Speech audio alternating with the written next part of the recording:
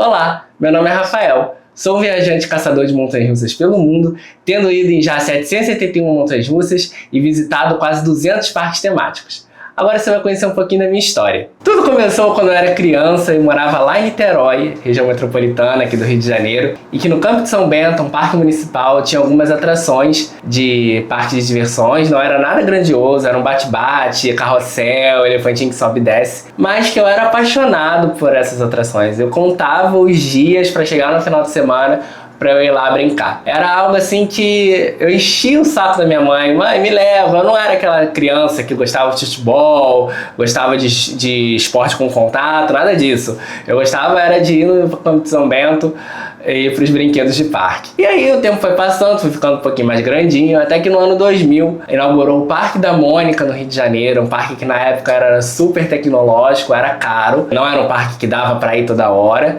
mas minha mãe mexia lá os pauzinhos dela para me levar pelo menos uma vez no ano. E durante os 4 anos de funcionamento do parque, eu me lembro que eu fui lá mais vezes até do que eu gostaria, principalmente porque tinha excursão para a escola, o que facilitava um pouco as coisas. E, cara, eu amava aquele lugar. Eu sou apaixonado por Turma da Mônica, eu amo Turma da Mônica até hoje. E naquele lugar despertou algo dentro de mim que não imaginava se tornar o que se tornou hoje. Eu amava o bate-pneu, amava ir no aerotrem, tirar foto com os personagens, comprar gibi. Era algo assim que enchia minha vida de alegria, sabe? Era aquele momento que eu esperava o ano inteiro. Com o passar do tempo, eu sei que eu tive algumas visitas à Terra Encantada, mas não tenho muitas lembranças assim, porque por algum motivo minha mãe não tirou muita foto, então eu só sei que tem porque ela me conta. Até que uns 4 anos depois, em 2008, minha mãe sempre tinha um sonho de ir pra Disney. E o máximo que eu tinha de sonho era ver como o parque do jogo que eu jogava, o Roller Coaster Tycoon,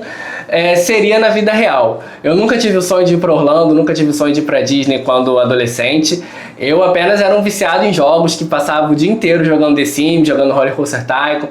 Eu amava esses joguinhos de simulação. E aí eu falei, cara, tipo, não queria ir, né? Tipo, sabe como é que é adolescente, né? Eu queria ficar em casa jogando joguinho. Eu não queria perder 15 dias das minhas férias andando na Disney. Eu falei, cara, pô, enfim, vou ter que ir, não vou fazer uma birra aqui querendo atrapalhar o sonho da minha mãe, já que ela quer companhia, né? Tipo, ela não ia sozinha pra lá. Então fui eu com ela.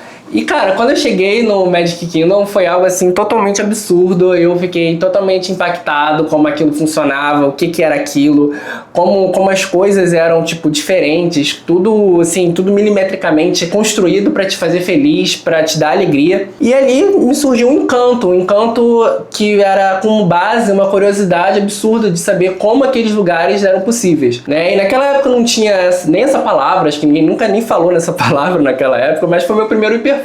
Agora eu amo parques, eu amo montanha-russa e eu quero conhecer mais. E uma curiosidade bem legal é que por mais que eu tenha me apaixonado por montanhas-russas nessa viagem, eu tinha muito medo delas. A minha primeira montanha-russa, Big Thunder Mountain Railroad do Magic Kingdom, eu fui tremendo, e não fui nas mais radicais, mas foi uma paixão que foi crescendo com o tempo. No ano seguinte, eu já fui ao Beto Carreiro, já perdi o meu medo na Big Tower, meu medo de altura, depois fui no Fire Whip para consolidar a perda do medo. E essa ida ao Beto Carreiro, ela foi uma continuação, assim, de quanto eu fiquei impressionado em Orlando. E nessa época, entre o ano de 2008 para 2009, eu conheci o CBMR, que era o Clube Brasileiro de Montanhas Russas. Um site em que tinha um fórum em que eu conheci muitas pessoas que hoje são meus amigos, mesmo depois, assim, de mais de 15 anos, que falavam sobre parques, assim, que era o dia inteiro na internet falando sobre parque, discutindo, falando que o meu é melhor, não, o meu é melhor,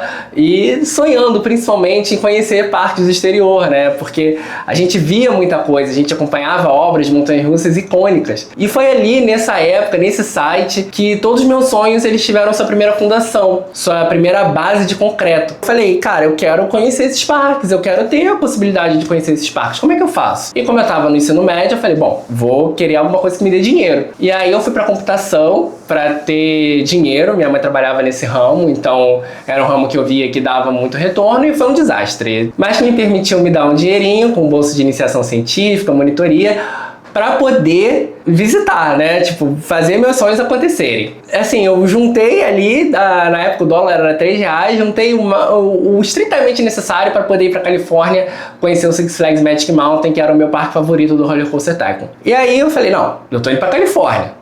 Eu quero conhecer todos os parques da Califórnia, eu não quero conhecer só o Six Flags Magic Mountain. Foi aí que veio essa minha gana de conhecer tudo, de tudo que é possível, sabe? Eu falei, todos os parques eles merecem ser visitados, independente dele ser radical, familiar ou infantil. Eles merecem ser visitados. Montei meu roteiro e assim, eu voltei em êxtase. Eu falei, eu quero isso pra minha vida todo ano. Mas o que eu vou fazer se eu não consigo, né, ficar em computação? E foi aí que eu fui pra turismo e eu me descobri no turismo, assim, eu fui muito bem sucedido na faculdade de turismo. Eu me descobri um vendedor nato. Eu trabalhei 3 anos numa agência de viagem voltada para pacote para Orlando, Beto Carreiro, lazer em geral. E depois fui para a parte comercial do turismo. E tava tudo indo muito bem, assim. Todo ano começava a separar, na verdade, dinheiro para uma viagem daqui a 2 anos. Então era assim que eu fazia. No primeiro ano eu falava, esse ano é o ano de juntar dinheiro para a viagem daqui a 2 anos. Nessa forma eu consegui viajar, eu consegui fazer minhas viagens megalomaníacas, eram viagens que tinham um roteiro de 30 dias, que no futuro foi ter de 40, então assim, era algo que eu pensava, parque, montanha-russa.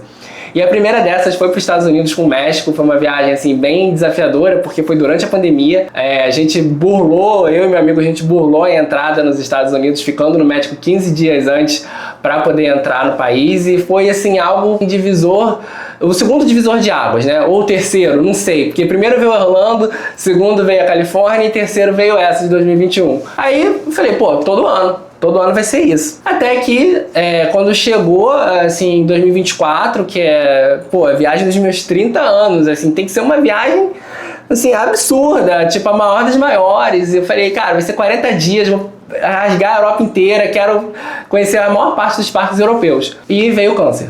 Eu fui diagnosticado com câncer na virada do ano de 2023 para 2024, durante o planejamento da viagem. E aí eu fiquei, cara, o que eu faço, né? Tipo, minha cabeça, gente, foi assim, para outro lugar. Foi ali o começo de uma série de desafios que eu comecei a ter na vida. Foi um período muito difícil para entender o que estava se passando comigo. A viagem, que era para ter um sabor de comemoração, ela teve um sabor um pouco amargo, porque não foi uma viagem assim verdadeiramente comemoração, porque eu não sabia ainda se eu podia comemorar, se eu estava em remissão ou não realmente. E a partir disso foi mais uma série de desafios. A minha avó infelizmente faleceu, a minha avó era uma matriarca da família, foi ela que me criou, foi ela que deu apoio para minha mãe durante todos esses anos.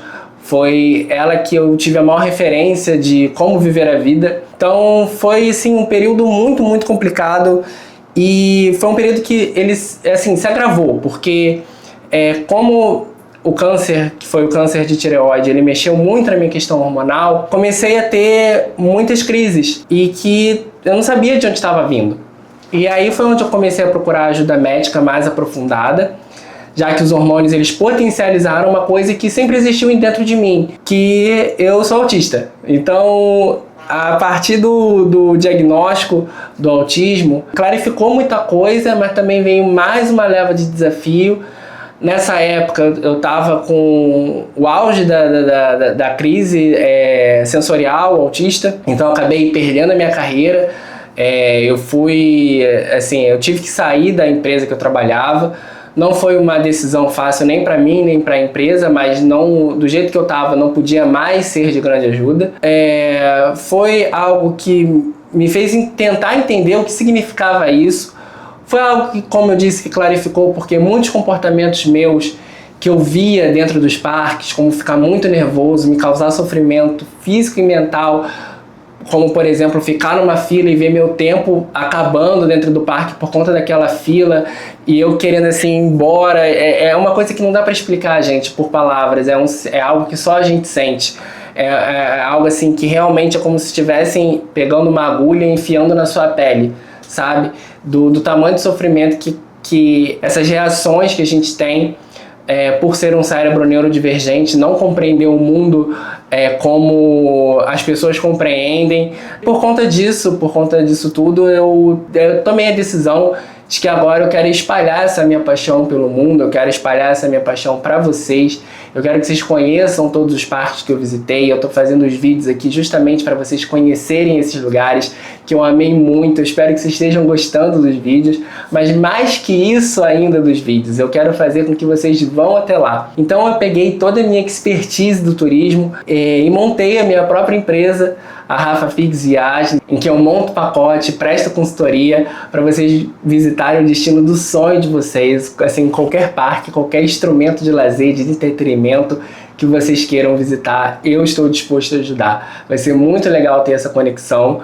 É algo que eu já faço naturalmente pelo Instagram, as pessoas me pedem ajuda, eu vou lá, dou uma dica, assim, que é assim, de coração aberto mesmo, sabe? Porque essa é a minha história, os parques estão ligados à minha história, eles começaram como um rumo para a minha vida, a partir de uma curiosidade, e hoje eles se tornam muito mais do que o lazer, eles se tornam um eixo central, sabe, de quem eu sou e de quem eu vou ser. Hoje, com toda essa experiência que eu acumulei como visitante, eu sinto que eu posso fornecer assim, a qualquer viajante o melhor pacote de encantamento e felicidade em uma viagem que a gente pode ter aí no mercado.